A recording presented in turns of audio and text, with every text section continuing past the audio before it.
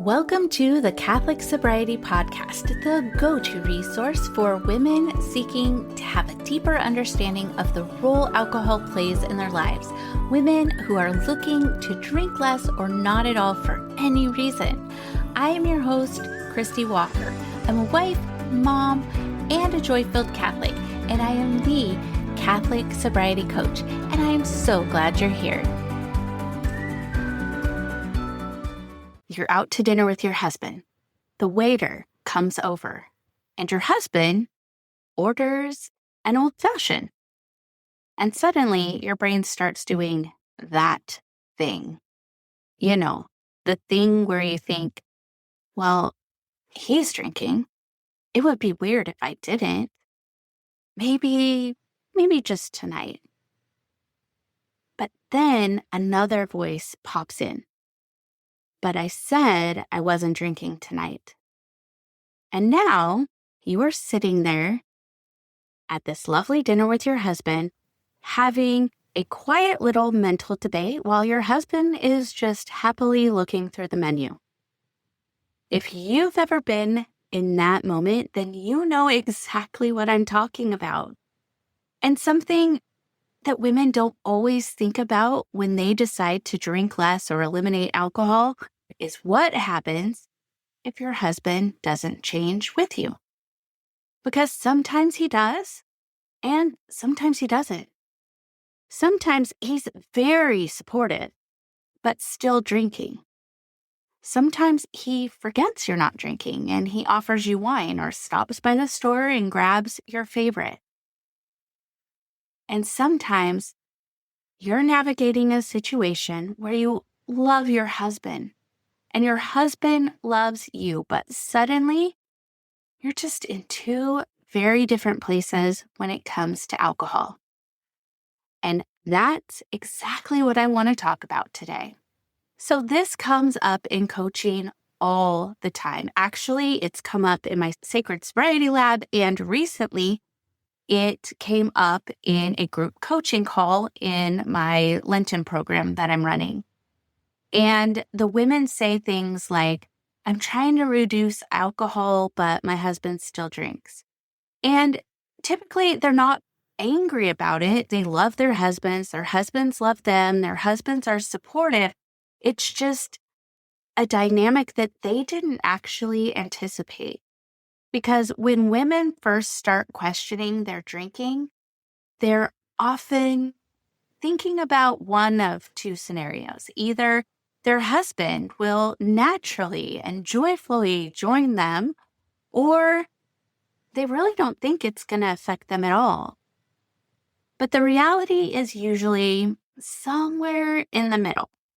He might be supportive. He might say, yeah, that sounds great if that's what you want to do.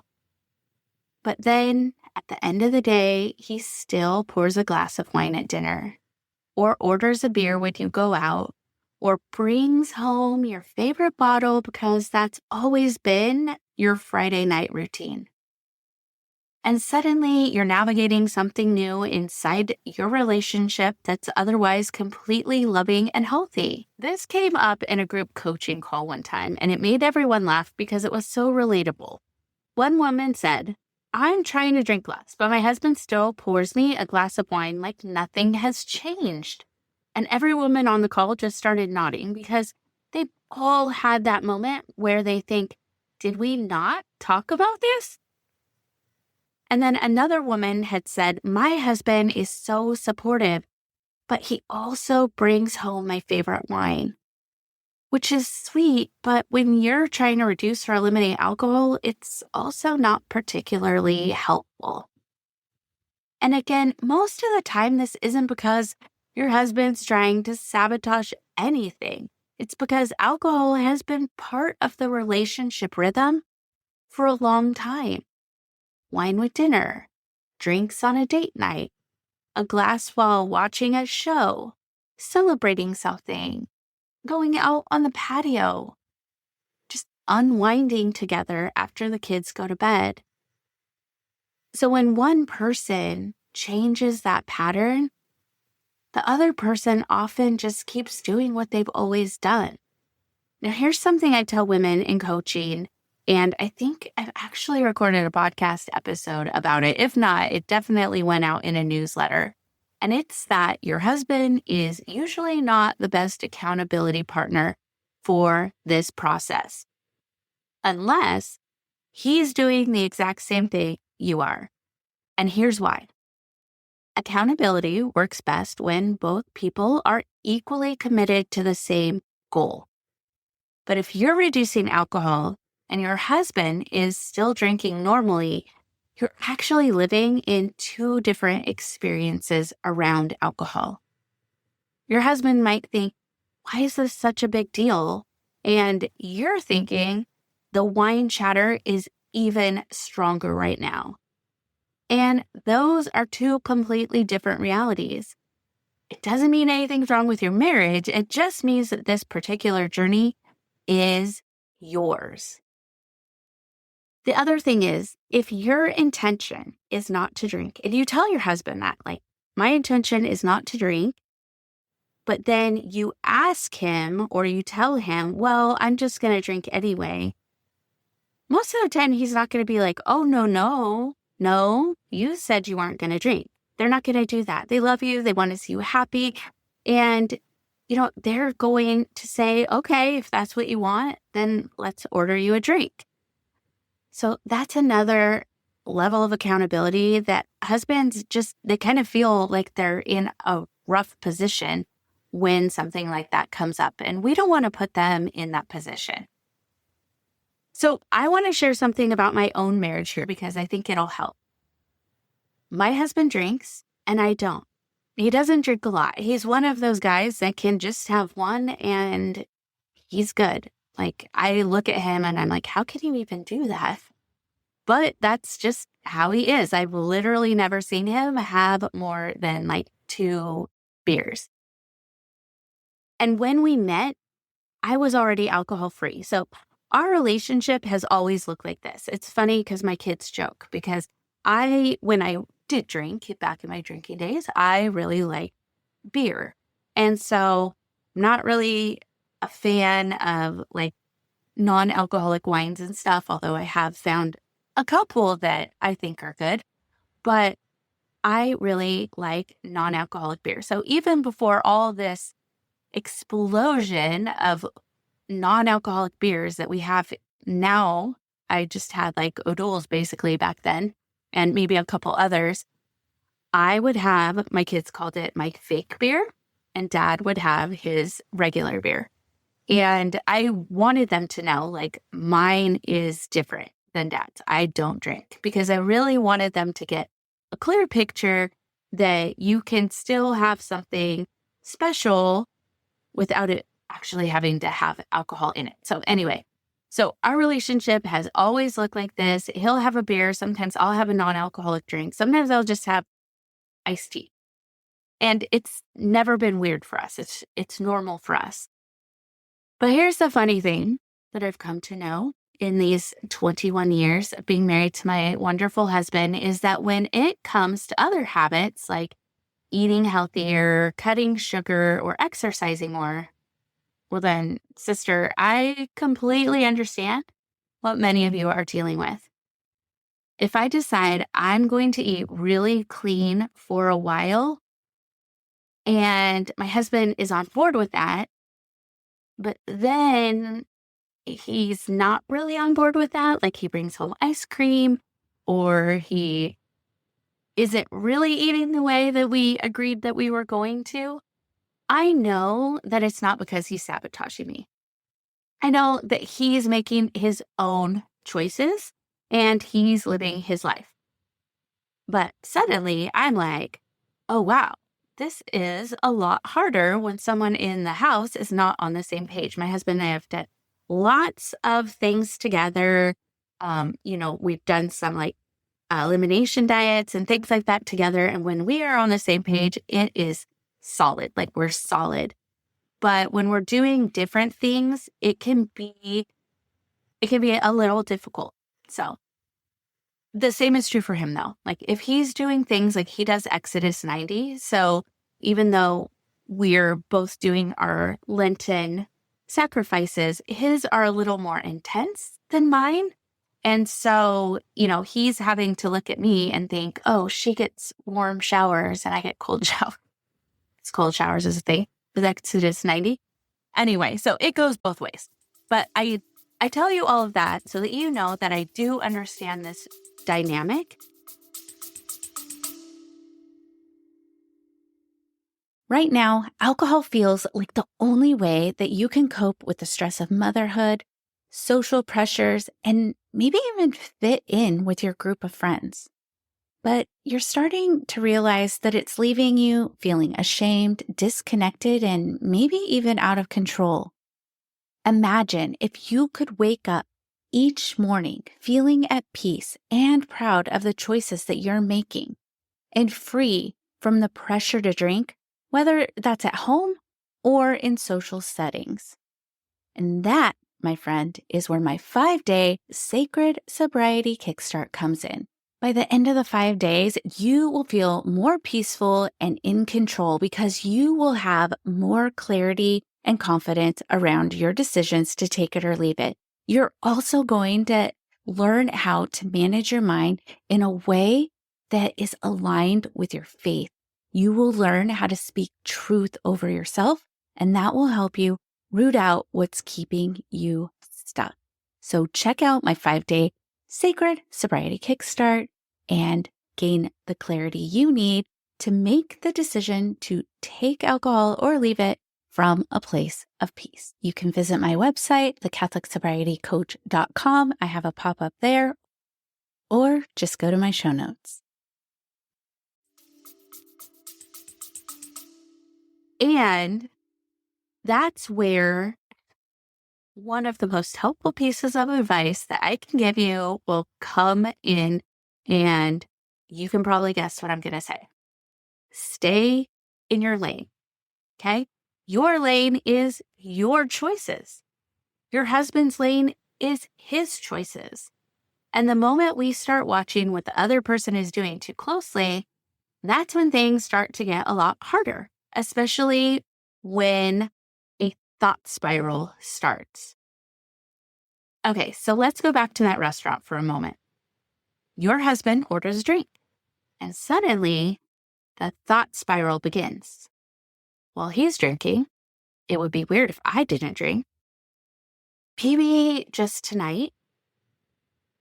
And then the other voice says, but I said I wasn't drinking tonight. And then another thought comes in. Oh, forget it. If he's drinking, so am I. That moment happens to a lot of women. I just want to put that out. It happens a lot. And it's not because you're weak. It's just because alcohol has been tied to the connection and celebration in your relationship. And your brain has learned something over time, that wine equals together time, that wine equals relaxing together. It equals date night. So when wine or alcohol disappears, the brain is going to panic a little bit, right? Wait, we're losing that connection to our husband as well. But the truth is, the connection was never the wine. The wine was just the ritual. The other question that sometimes comes up is, how will I be able to connect fully with my husband without alcohol? And that's when intimacy is intertwined with alcohol. So I invite you to go back and listen to an interview that I did with Ellen Holloway from Vines in Full Bloom. It's episode 73, and it's called Rekindling Romance, a Catholic Wife's Guide to Alcohol-Free Intimacy.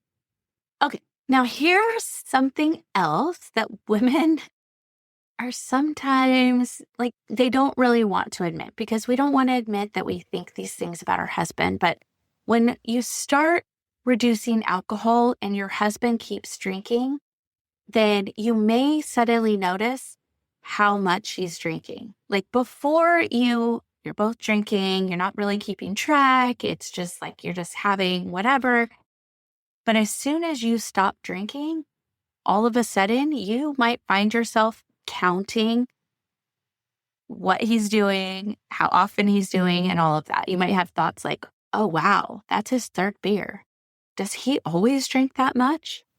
And then immediately you feel bad for thinking that, because what's actually happening is this: your awareness has changed, not necessarily his behavior. So when alcohol comes off your own table, you start seeing it everywhere. But the most peaceful way to move through this process is to keep bringing your attention back to one simple question. What do I want for my life? Not what is he doing? Not should he be drinking that? Just what do I want tonight? Focus on your efforts. And, if you think that your husband has a drinking problem or is drinking too much, that's something that can be addressed. But I want you to know that in the beginning, you really just need to focus on your efforts and what you're doing and the positive things that you're noticing and feeling as you remove or reduce how much alcohol you're having. So let's talk about date nights for a moment, because this is where women often feel the most awkward. Because if wine has always been a part of celebrating together, it can feel strange to remove it. Actually, I just had one of my lab members talk about she and her husband went out for dinner to celebrate their anniversary. And when they sat down, the waitress brought them over each a glass of Prosecco. And she just kind of, like, they sat down and she didn't want to be rude about it or whatever. And so she just kind of left it there. And then when the waitress came back, she said something like, oh, I should have asked if you even drink before I, poured these. And she said, yeah, I actually don't drink alcohol. And the waitress was like, great. And she took it. She's like, I have a non-alcoholic one. So she ended up bringing her a non-alcoholic one.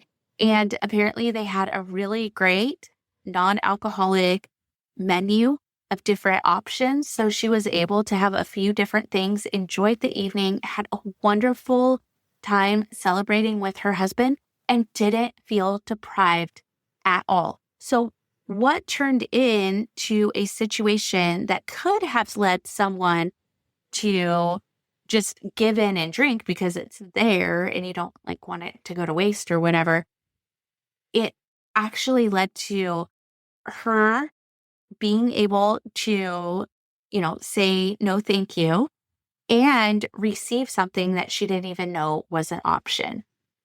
So I just want to put that out there. And as you get more confident in your choices, the easier it will be to ask for those things that you want and just to refuse a drink. Really no mind drama about it at all. But you can also make the evening special in other ways. It doesn't just have to be around what you're drinking. You can order an appetizer or maybe get a dessert because you're not drinking your calories. So you could have a dessert or something. This doesn't make the celebration disappear. It just moves to something else. The other thing that you can do is decide ahead of time, because decision fatigue is usually what happens in that moment. If you're tired and you're just on autopilot, it can be really easy to give in. But if you've already decided, I'm not drinking tonight, then the negotiating in your mind starts to get quieter. Or if you decide, I'm only going to have one glass, period, end of story, then you've planned it out.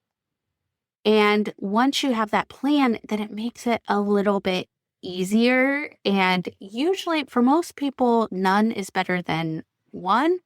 But, sometimes people are like, I just want to have one. And my intention is to only have that one. And so the benefit of groups like mine is that people will sometimes come in in our group discussion, and they'll say, just for accountability, this is my plan. They'll put their plan in there, and then they'll let us know how it went. And even if it doesn't go according to plan, that's okay. You get data from, all of your choices and the different experiences. But more often than not, that helps keep people accountable. So if you've already decided I'm not going to drink tonight, then that just helps quiet the wine chatter because it can take it off the table. And then the last thing I want you to remember is that two people can share the same evening without the same beverage. So if you and your husband usually split a bottle of wine, and that's kind of a connection thing, it doesn't mean that you're not going to have a connection because you're not splitting the bottle of wine. You can still have a beautiful, wonderful evening. And that brings me to this. Sometimes couples worry that if alcohol is not in the picture, then they're not going to have any fun. But that's rarely what actually happens. My husband and I have lots of fun, and I don't drink at all, and he doesn't drink a ton. So we have a great time with it. Now, I know that's just kind of been our thing. And so I know it's easier for us, but you can learn a new way. You can learn a new normal.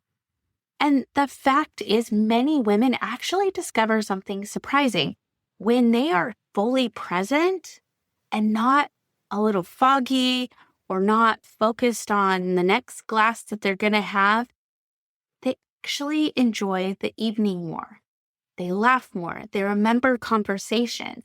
Oftentimes, they'll tell me about a conversation that they had where they were so glad that they were fully present for that conversation because they know if they had been feeling buzzed or a little fuzzy, it would have been a lot different. Maybe they wouldn't have remembered things the same way. Maybe they wouldn't have been able to respond in the same way.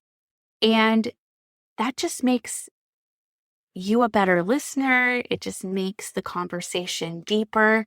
And women often say that they just feel more engaged in the activity, in the event, and in the people around them. And oftentimes, husbands notice that too. I've had women say that, when she stopped drinking on date nights, her husband ended up having just one instead of three, or he decided eventually not to have any when they would go out on date nights. And that wasn't her changing him. That wasn't her saying, I'm not drinking, you can't either. It's just that the dynamic shifted. And that brings me to something that I've seen happen over and over again. Very often, after a while, husbands start drinking less too. Not because anyone forced them, but because the habits inside a household can actually influence each other. So when one person stops automatically opening a bottle of wine every night, then the rhythm in the house changes. This doesn't happen every time, but it does happen far more often than people anticipate. And sometimes the husband never changes his drinking at all, and the marriage is still perfectly happy and healthy because the woman learned something super important, that her choices didn't have to depend on someone else's. So if you're sitting across from your husband tonight and he orders a drink and you decided that you're not going to, and that little thought pops into your head, well, if he's drinking, I might as well too. I just want you to pause for a moment and ask yourself a different question. Don't ask, what is he doing? But ask, what do I actually want tonight? How do I actually want to feel in the morning? And sometimes those questions are the beginning of the kind of freedom that has absolutely nothing to do what anyone else at the table is drinking. And, this doesn't just go for husbands. It goes for when we're you're out with your friends or your mom or your sister. This applies in so many areas. So just stay focused on your choices, and I promise you, you're going to be so much happier. And if this is something that you are navigating right now, you're trying to drink less or not at all while your husband still drinks, just know this is a really common place to be. And you're not doing anything wrong and your marriage isn't broken. It just means that you're responding to something that you've started to notice in your own life. And the most peaceful way through it is actually going to be the simplest way. And that is stay in your lane, pay attention to what you want, and let the rest unfold over time. Sometimes your husband eventually drinks less.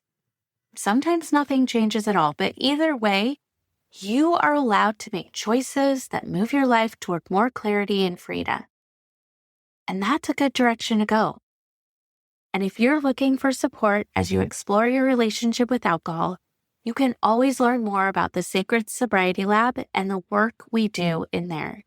All right, I will see you next time. Well, that does it for this episode of the Catholic Sobriety Podcast. I hope you enjoyed this episode, and I would invite you to share it with a friend who might also get value from it as well. And make sure you subscribe so you don't miss a thing.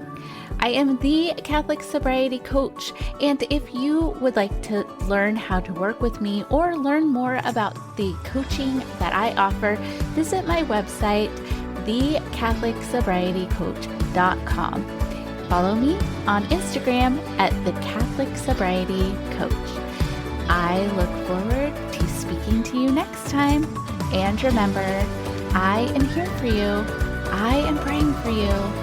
You are not alone.